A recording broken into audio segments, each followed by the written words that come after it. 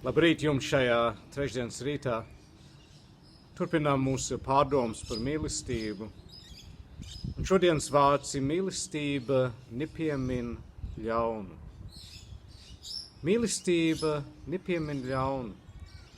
Tas nozīmē, ka viņa neatcerās, netur sarakstu no visām lietām, ko kāds kādreiz ir pāri darījis. Mīlestība netur tādus sarakstus. Mīlestība vienkārši to izdzēš.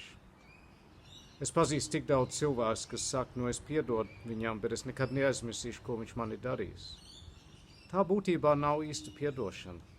Mēs varam neaizmirst tādā ziņā, ka mēs mācāmies no tā. Bet ja mēs turam sarakstu un vienmēr turam prātā to, ko kāds mums pārī darīs, tad mēs īsti nesam piedevuši. Jēzus atkal ir mūsu priekšzīme, ka viņš piedod mūsu grēkus, viņš izdzēš tos. Varam iedomāties, ka tie ir uzrakstīti uz tāfeles, un viņš paņem, un viņš piedod, un viņš izdzēš, un tur raksts vairāk nav. Viņš vairāk nepiemin. Ka mēs nākam atkal pie viņa, kad esam grēkojuši, viņš nesaka, jā, bet tu man pagājušajā nedēļā lūdzu piedošanu par to un aizpagājušajā nedēļā. Un viņš nenoskaita viss cits grēks, ko mēs esam darījuši. Nē, mīlestība nepiemin ļaunu. Mīlestība visu to aizmirst un izdzēš. Atkal tas nav kaut kas, ko mēs varam izdarīt paši savā spēkā. Mums ir vajadzīgs Dieva svētais gars. Mums ir vajadzīgs Dieva spēks. Mums vajag Dieva mīlestību. Nepieminēt ļaunu. Ir kaut kas mūsu vecajā dabā, ka mums kādreiz gribās to darīt. Gribās atciest kādam, gribam atgādināt, ko kāds mums ir pāri darījis. Gribam žēlot, gribam, lai citi mūs žēlo. Bet mīlestība to nedara. Mīlestība piedod, izdzēš un iet uz priekšu. Tā neskatās atpakaļ, tā skatās uz priekšu. Lūksim, lai Dievs palīdz mums, lai mums būtu tāda mīlestība. Mīlēsim, kā Dievs mūs ir mīlējis. Jo padomājiet, kā būtu, ja Dievs turētu sarakstu pret mums. Tas būtu drausmīgi. Ja katru reizi, kad mēs nākam, Dievs atgādinātu mums visu, ko mēs slikti esam darījuši. Tad mēs negribētu pie viņa nemaz nākt. Bet viņš ir mīlestība, un viņš piedod, viņš izdzēš. Un viņš vairs nepiemin ļaunu. Un tāpat arī mums vajag darīt.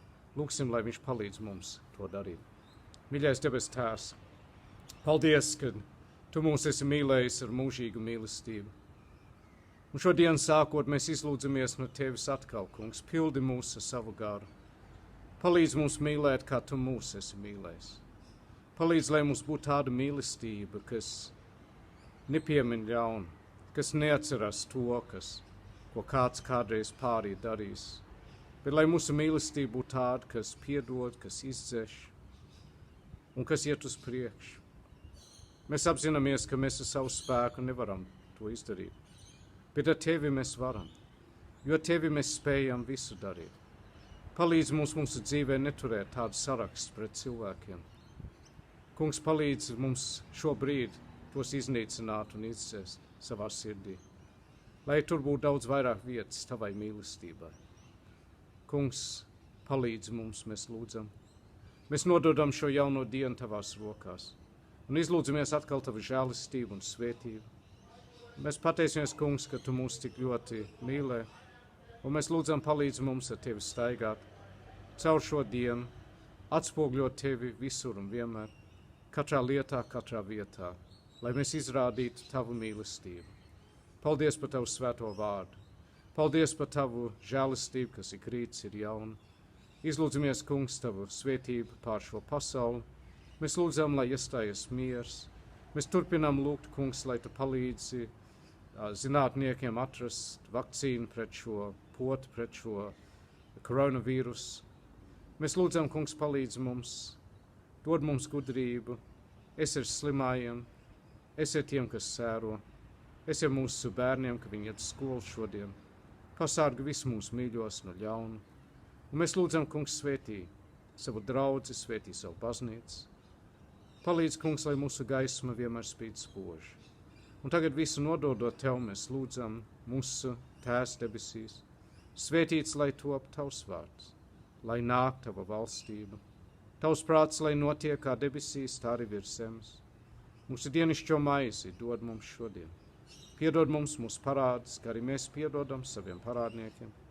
Neieved mūsu kārdināšanā, bet atpestī mūs no ļauna, jo Tev pieder valstība, spēks un gods mūžīgi mūžos. Āmen. Un tagad, mīļie draugi, lai svētīgi jums ir šī diena. Dievs ir jums. Es ceru, ka mēs tiekamies atkal rītdien. Līdz tam laikam, lai Dievs jūs svētī.